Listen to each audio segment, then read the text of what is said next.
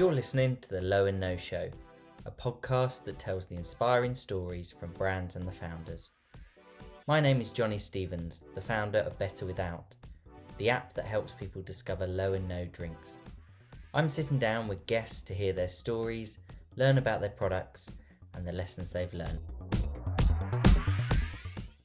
Hello and welcome to another episode of The Low and No Show. I'm here today with Keith Villa. Keith is from CERIA Brewing. So hello, Keith. Hi, Johnny. Yeah, thanks for having me on today. I'm from CERIA Brewing Company. CERIA rhymes with area, and we're here in Colorado in the United States. Amazing. Well, thank you very much for joining me today. And I'm quite fascinated. I've been doing some reading a bit more into your background. I mean, brewmaster for 32 years. Have I got that right? Yes. Yeah, 32 years. So a majority of that time, if I'm correct, was spent with Blue Moon. That's right. Yeah. So for 32 years, I created Blue Moon Brewing Company back in 1995 and grew it to become the biggest craft beer brand in the United States. And of course, it is part of the Molson Coors network of breweries. And when I retired, I left it in good hands. So for those folks who still want a beer with alcohol, it's available pretty much in 25 countries around the world. Mm-hmm. So it's a large brand. But myself, I retired and decided that I would focus on non-alcoholic beer. Mm. And what was that fascinates me, having spent so long obviously producing alcoholic beer. What was your reason for shift? What was the reason? Because it was 2018 that you founded. So the original reason was because my wife and I after I retired, we wanted to stay in the beer world. And so we first looked at the cannabis world, because here in Colorado, cannabis was legalized recreationally in 2012. And we thought, well, let's try to see what we can do in that world to just have some fun with it. And it's so new, just try to just get in there and see what we can do. And the first thing we found out was there really were not a lot of beverages available, because we were thinking, if we want to do cannabis, let's do it in a way that brings cannabis to the people in a socially acceptable format. Yeah. Because as you and your listeners probably know, smokable items like cigarettes or even cannabis, when you smoke it, that's not very social, because smoke is, again, it's not healthy. There are some people who are allergic. Other people have asthma and they just cannot be around smoke. So we thought, let's do it in a good way that's socially acceptable. So we thought, let's make non-alcoholic beer. Since it's illegal to mix alcohol with cannabis, we said, let's make non-alcoholic beers and infuse them with cannabis. And so that's what we did. And we launched in 2018. And we got in the marketplace with a Belgian white beer, and we had a lot of fun. And the next year, we immediately noticed that people kept asking us if our beer was available without cannabis, because they said for one reason or another, including those who get tested for drugs and all this other stuff, they didn't want to risk their jobs over.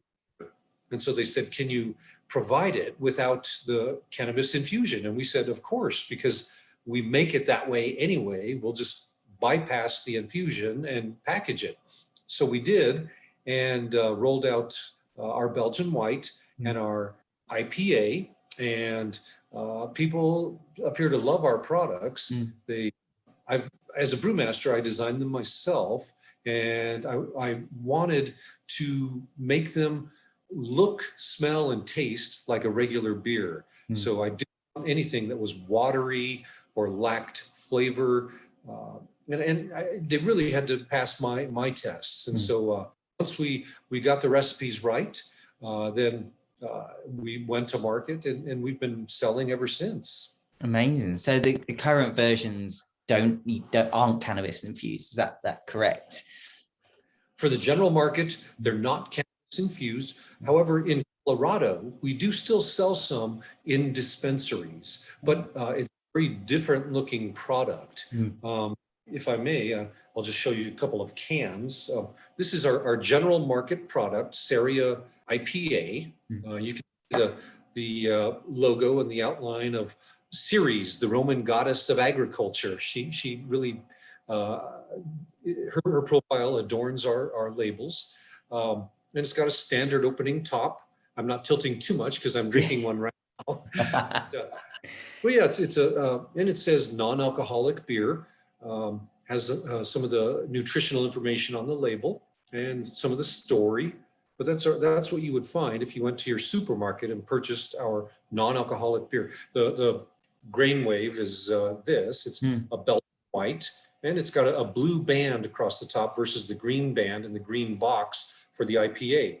So, but as I said, consumers usually will not get this confused with a cannabis product that they would find in a dispensary, primarily because this is available in supermarkets and liquor stores. To get the cannabis version, you have to go to a dispensary and you must be 21 years old. And the cannabis version looks like this. It has it's a green label, so you can see very different looking. It has warnings all over for cannabis. You can see the warning right up front. And it also has a child-proof top. So instead of the standard top of our regular product, it has a child-proof one, which these child-proof ones are very interesting for your viewers who haven't seen them before. Normally, it looks kind of like this, and what you do is you pop the top, then you slide it across like that, and then you can drink it, and then you can close it up again if you want. But these tops are designed and they pass rigorous governmental testing to ensure that a child of roughly 5 years old and younger is not able to figure out how to open it, whereas adult can easily read and figure out that, oh, you pull this down and you slide it up. So that's why you won't confuse the two. They look very. The tops are different. They have warnings on them, and this one is only available in dispensaries.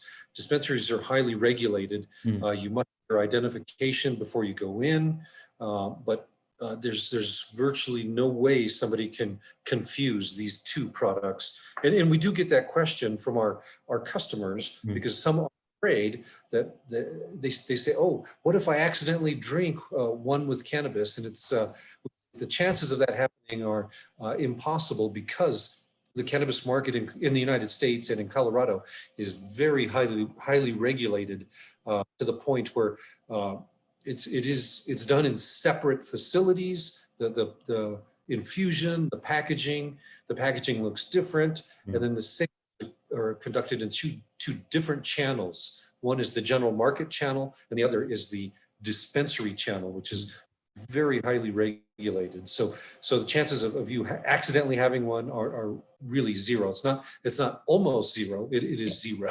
No, it's amazing. And from we'll come on to the what I call the normal non-alcoholic, without cannabis in a sec. But what trends have you seen with sort of non-alcoholic and cannabis infused CBD, those products? How have you seen that change in the last 18 months, 2 years?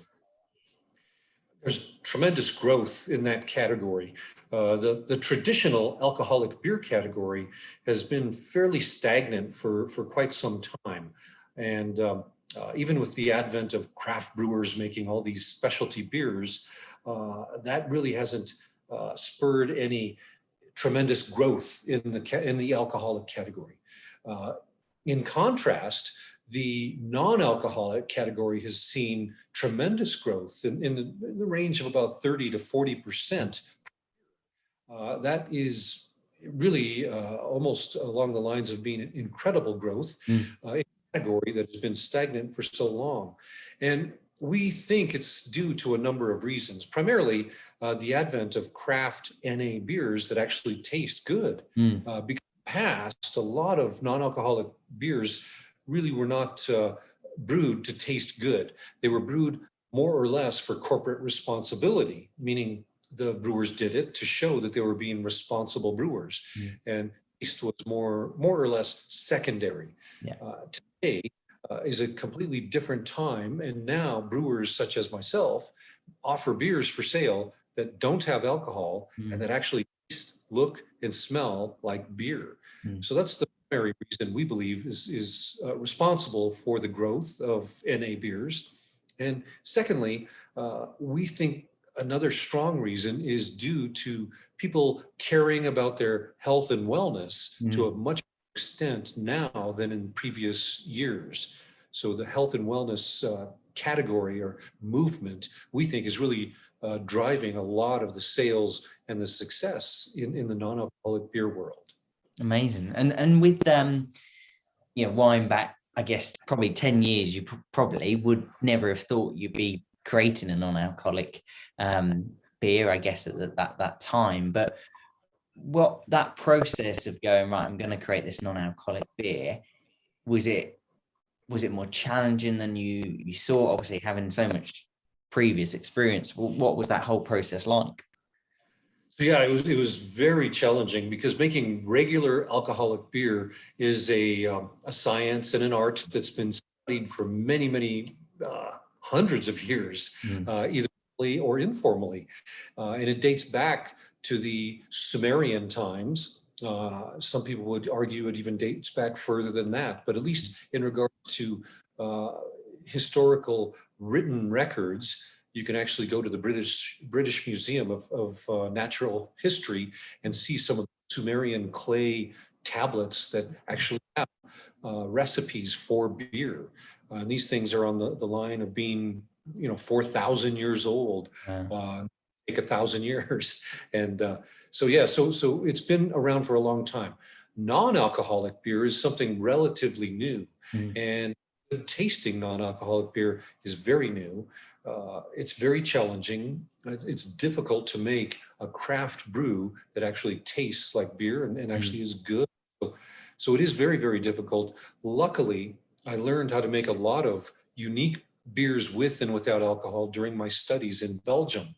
Over there, and was there with my wife for several years getting my Ph.D. in brewing biochemistry. And over there, they taught us about non-alcoholic beers. So taking that knowledge, I relearned how to make these types of beers, but I also had to figure out how to make them unique in my way. So I did. And we have two proprietary methods that we use at CERIA. The first uses proprietary brewing techniques along with vacuum distillation to remove alcohol down to 0.0%. And then the second way we do it is we have developed a unique patented process for making beers without alcohol. And this way also makes beer at 0.0% alcohol that smells and tastes like beer. So we have two ways of doing it. And for us, it's a fun, unique challenge we've met head on and successfully overcome. Amazing. I imagine that sort of creation, that process of, just being able to go, as you say, that science of how is it going to turn out, and then actually tasting it. And I imagine that moment of when you've cracked it is like, winning. Yes, no, you're absolutely right. I don't care what aspect somebody is working in, whether it's computers or automobiles or beer, non-alcoholic beer. But once you've cracked that code, it's really satisfying because then you say, wow, I've done it. And but with beer, non-alcoholic beer, the reward is in the glass because you can actually enjoy it. You can share it with your friends and really have a great time. So a great time without alcohol, I might add. Yeah, no, absolutely. And I think that's the big thing. And, things are changing, lifestyles are changing. The great thing I'm a real beer lover. I love beer. I love trying different beers. I found it really interesting, having given up alcohol, stuff like stouts that I really before didn't like, but actually in a non-alcoholic version, I'm, much more preferring it. Non-alcoholic beer on draft, being able to try, well, first of all, being able to try more because you don't have to worry about getting drunk. But actually just being able to enjoy it. And, as you say, the quality, especially over the last 2-3 years, has gone up, amazing amount. And I think it's, credit to people trying and, collaborating and speaking and going, actually, how can we create these great products? Oh, you're absolutely right. And but it is fun because so many people have their own personal reasons for searching out non-alcoholic beers. Some have given up alcohol for whatever reason.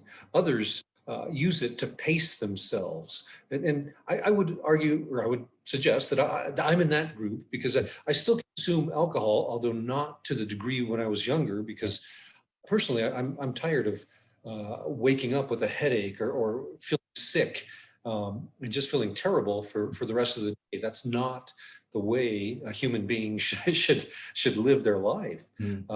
So for me, I pace myself. I may have an alcoholic beer and then follow with a non-alcoholic.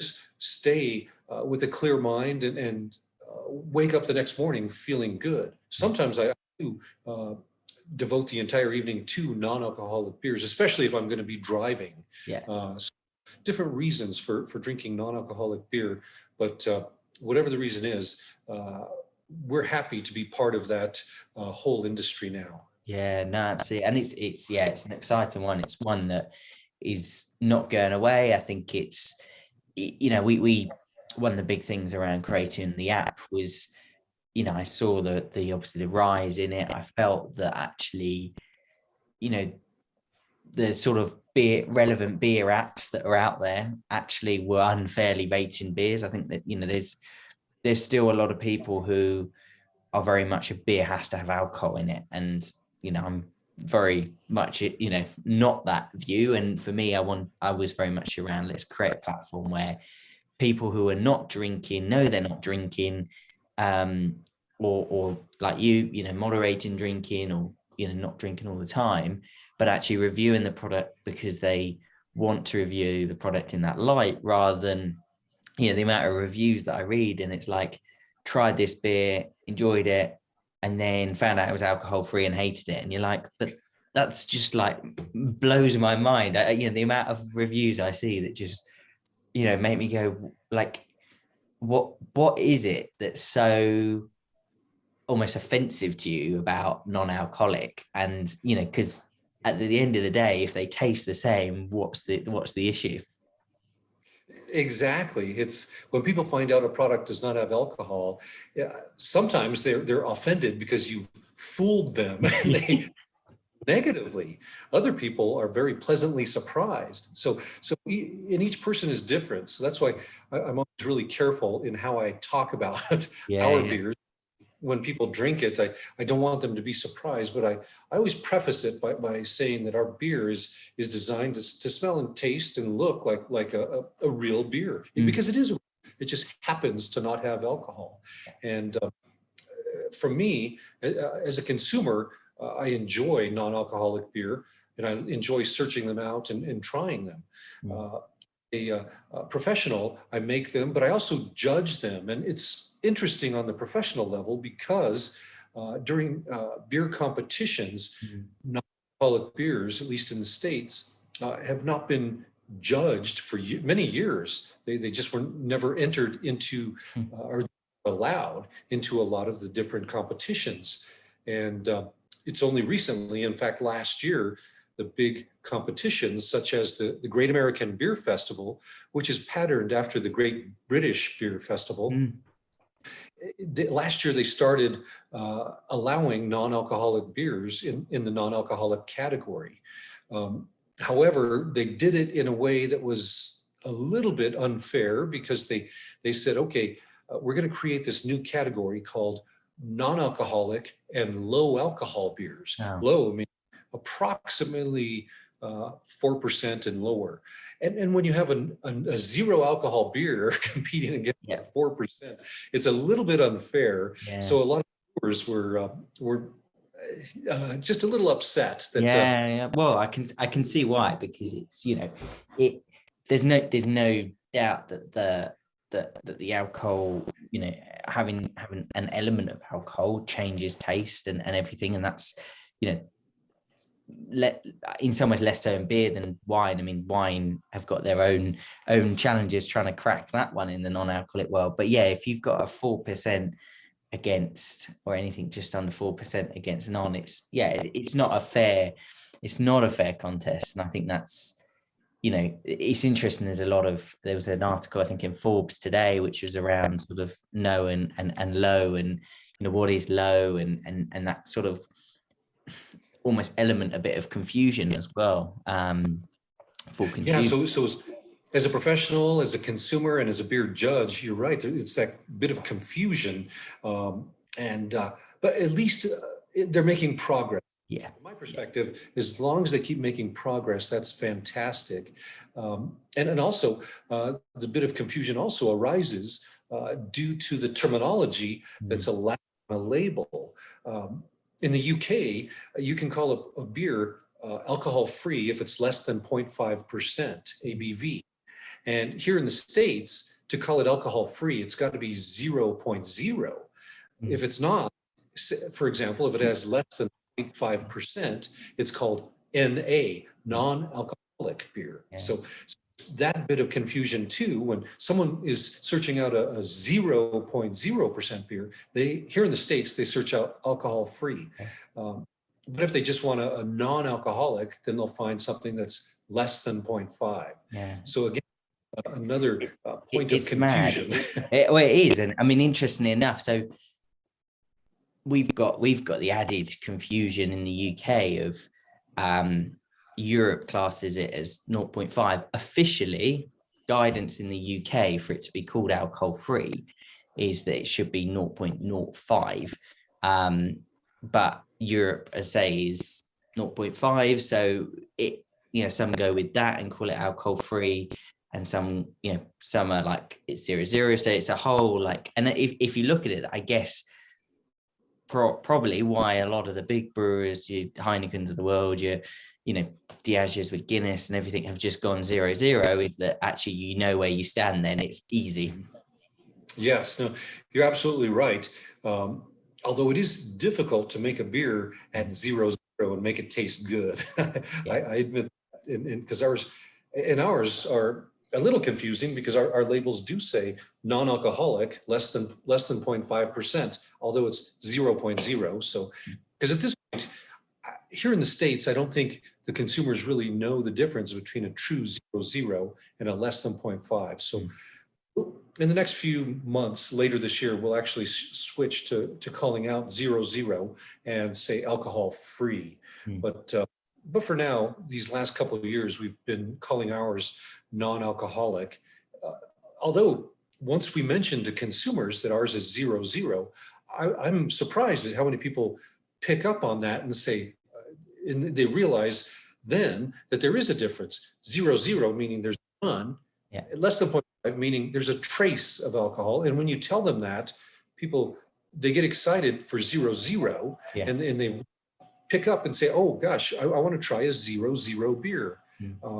For some people, whether it's people who really avoid any alcohol, and some do it for health reasons, religious reasons. Pregnant women are advised to have no alcohol. So a lot of different reasons for that.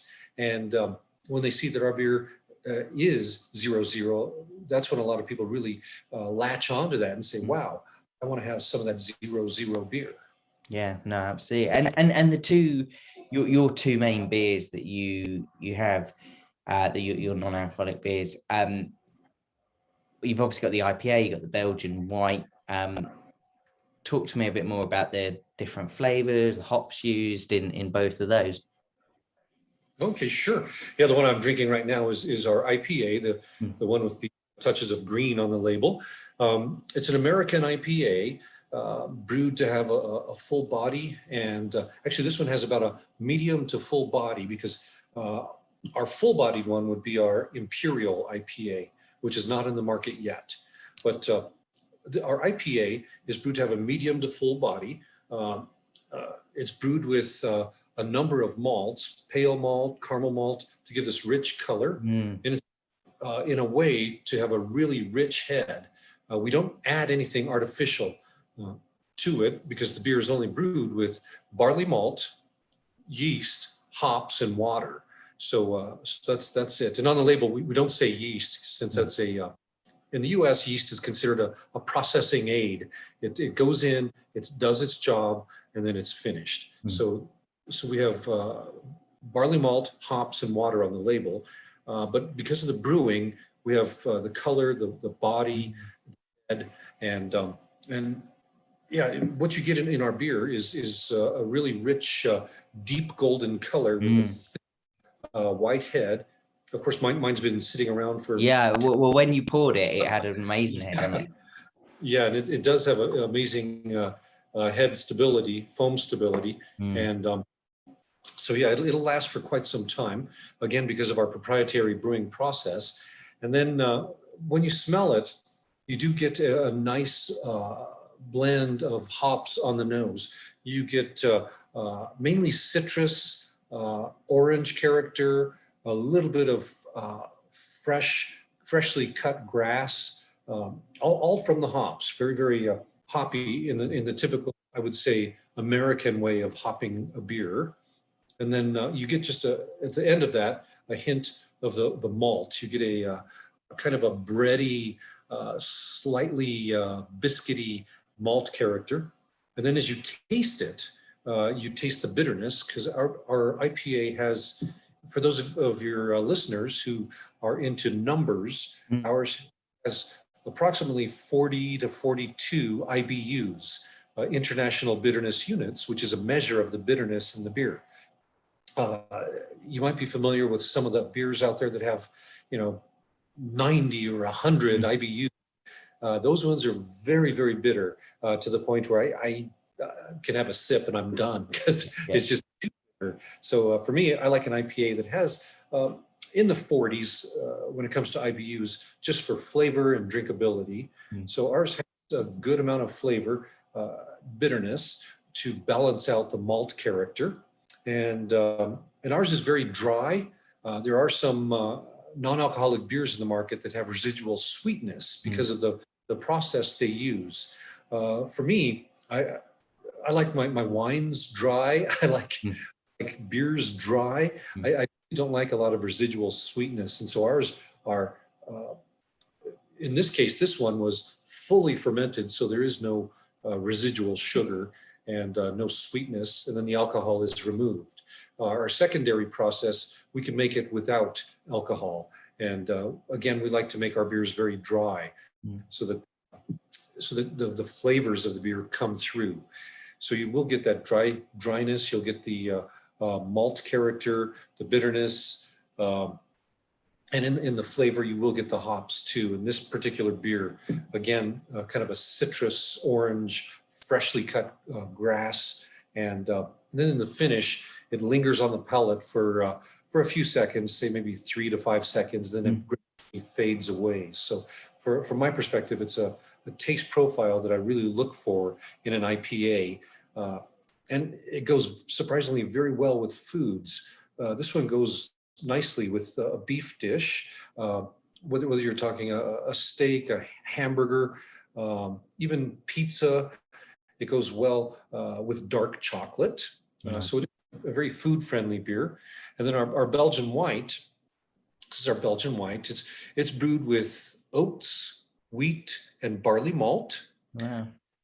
Then it is spiced in the kettle with hops, coriander, and orange peel in a more or less traditional Belgian way.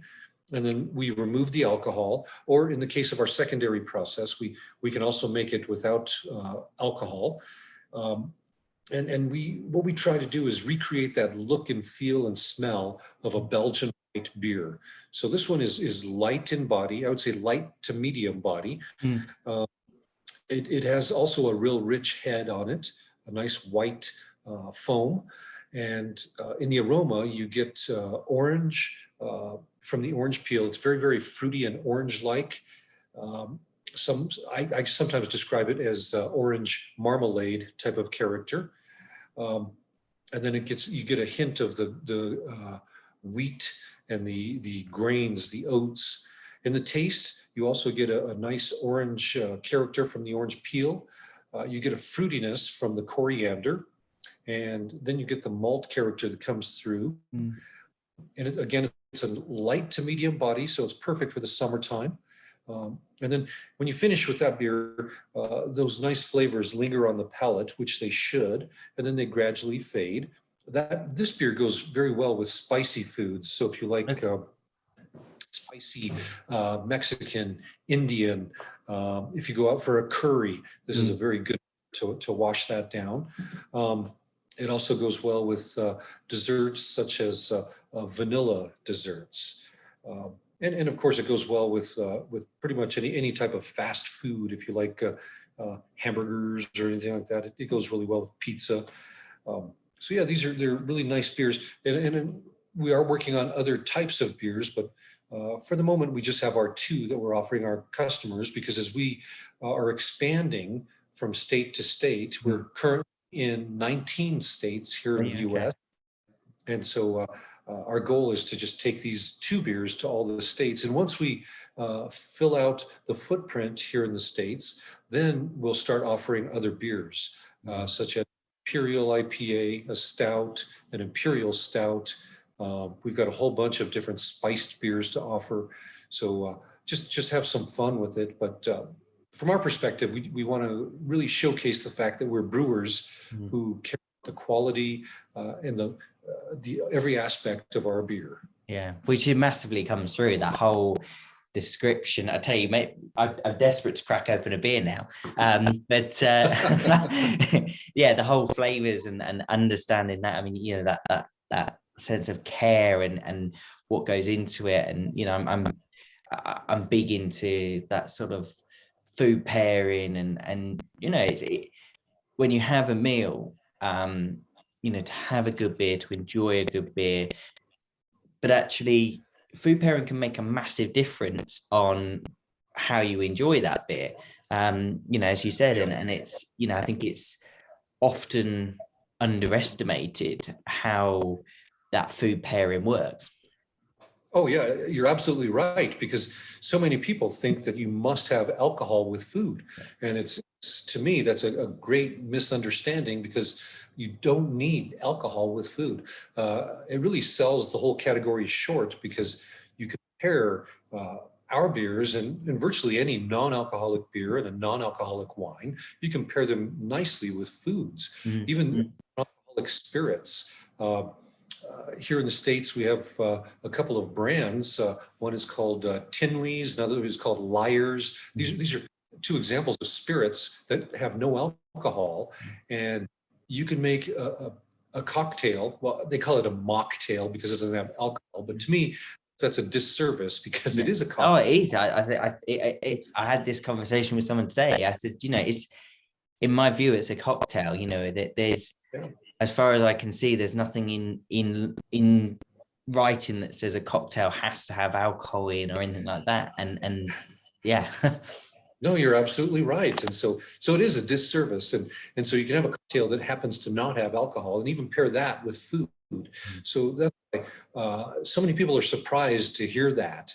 And when you try it with the right guidance, and guidance is just that, it's guidance. It's a suggestion, because everybody's palate is different. We all enjoy food differently. Some of us may or may not enjoy a nice steak with an IPA. We may enjoy it with a Belgian white or with a non-alcoholic lager, Pilsner, whatever. So, but yeah, with the guidance, you can at least start your journey on pairing NA beers with foods, and you find out quite surprisingly and pleasantly that they pair very nicely. Yeah.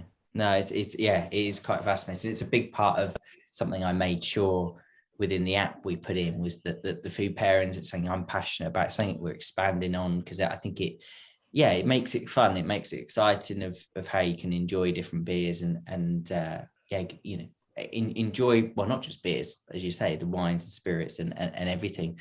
And so obviously creating beers, and the other thing you've got that's very exciting that's coming up is a book that you're releasing. So Brewing with Cannabis. So tell me a bit more about that.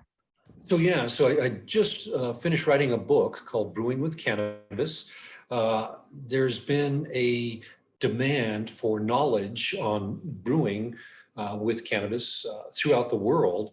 And so to address that, I wrote a book. It's the first book written on that subject for about 30 years. But I've tried to write it in a way that is enjoyable to read because the history of why cannabis was made illegal. It gives a chapter on how to grow the plant if you can legally grow it where you live. And it also talks about how to harvest it, how to make the cannabinoids water soluble so you can put them into beverages. There's even a section on recipes. And there are several recipes in there where I give the complete recipe on how to make non-alcoholic beers at home. Because a lot of people can't do that, but you really can make some flavorful non-alcoholic beers at home. I've printed out the cover, but that's kind of what the cover looks like. It says with cannabis using THC and CBD in beers. But again, like I said, if you're into home brewing, I talk about how to make beers at home with and without alcohol, and how to put the cannabinoids into beers. So if you're into CBD, maybe you don't want THC, you want CBD. Well, I show in there how to make it water soluble and put it into your beverages. Not necessarily beer, but once it's water soluble, you can put it into water or juice, any type of beverage, and get that nice relaxing feeling to help. For me, I use CBD to help go to sleep because it relaxes me at night. And sometimes when you're really stressed out, you just want a way to relax without having alcohol. Because with me, I can't really drink alcohol to relax and go to sleep. It'll keep me up at night. And in fact, to a lot of doctors and sleep experts, they'll warn against using alcohol as a sleep aid.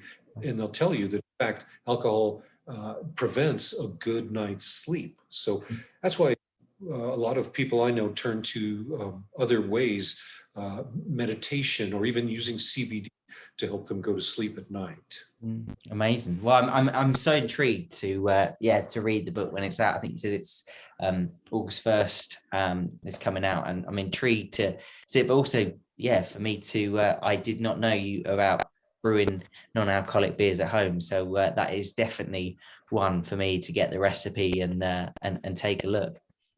Yeah, I think I've got one recipe for a stout. Well, actually, instead of the regular beers, I think I've got a recipe for it's a chocolate stout. I think it was chocolate stout, and then a porter with here in the States we have peanut butter. Yeah. Enjoy peanut butter, so I made a recipe in there for a porter, which has lots of chocolate character with peanut butter. So you get this nutty, chocolatey beer. And then I talk about how to make it non-alcoholic. So you can have a non-alcoholic peanut butter porter and have some fun with it. And then a non-alcoholic stout where it's brewed with chocolate. So you can put, I think I have that cocoa nibs and some or cacao nibs and chocolate into the brew kettle. You brew with it. And then I talk about how to remove the alcohol. And then you've got a great tasting beer that you can use as with desserts or even on its own. So it's it's just a real nice. That sounds very exciting. And that's if your listeners are into home brewing, and I know some aren't, but it really is a fun hobby, especially when you find out that you can make your own non-alcoholic beers at home. Yeah, no, I think there is definitely a new activity that I'm going to be taking up. Well, great. Yeah. And again, that book is available August 1st. if you want to see the cover, you just go to your search engine, whether it's Google or whatever, just type in Brewing with Cannabis, or even go to the Amazon website and Brewing with Cannabis, and the cover comes up and says it'll be available August 1st. But something to get readers, those of your listeners who are avid readers, they can add to their repertoire of knowledge in regards to beers. Yeah, no, definitely. I think that is a must. And finally, from you, where obviously you mentioned available in 19 states, and I won't make you list everywhere that it's available, but and I know on the app we have a number of places. But in terms of your website, for people that want to find out more, where can they find you? So Instagram, we have Instagram and a Facebook site. We've got our website. There are actually two websites. If you go to CERIABrewing.com, that one is more or less the cannabis website. So if you're interested in what a cannabis non-alcoholic brewing website looks like, CERIA.com is that. To go to the specific non-alcoholic, non-infused site, it's called na.ceria.com. And that's the site where we talk about our NA products without cannabis. So, and again, some people don't care for cannabis, and some are quite offended by cannabis. For those of you, to go to the na.CERIABrewing.com. Apologize, it's CERIA Brewing. So perfect. na.CERIABrewing.com. We'll make sure the links are in the bios and everything for you. So well, thank you, Keith. It's been brilliant to chat and talk about the beers and everything you've done. So we look forward to, I'm sure we will speak at some point in the future. Love to do that, Johnny. So thank you so much for having me on. And again, if you have any questions, as the weeks or months go by, please reach out. I'm glad to answer any questions you have. That who knows, your listeners may watch the podcast and come up with a whole bunch of questions for you, and I'd be glad to answer them so that you can respond to them and get them the knowledge that they want, and hopefully keep them on their journey with alcoholic beer. Definitely, and I say when the book's out, we'll make sure to shout out about that too. So thank you very much, and we will speak soon. Thanks, Johnny. Have a great day and a great 2021 post-pandemic. Exactly, definitely. And I'll speak soon. Okay. Bye-bye. Bye.